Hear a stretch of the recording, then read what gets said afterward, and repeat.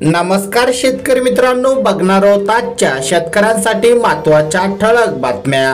सर्वात पहिली बातमी आहे, महाराष्ट्रात 8,35,000 कोटी रुपयांची विकास कामे सुरू, एकनाथ शिंदेंनी दिली माहिती।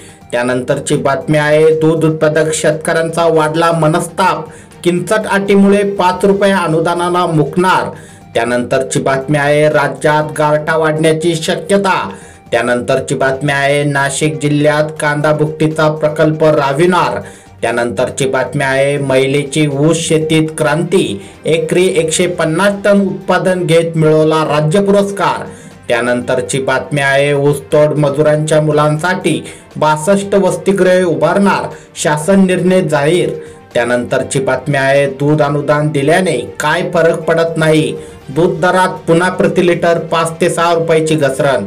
त्यानंतरची बातमी आहे, दर वाढत नसल्याने सोयाबीन विक्रीवर भर, अमरावती बाजार समितीत 7,500 क्विंटलवर आवक। त्यानंतरची बातमी आहे, कांदा 100 ते 3,200 रुपये प्रति क्विंटल। तर शेतकरी मित्रांनो, या होत्या काही महत्त्वाच्या ठळक बातम्या।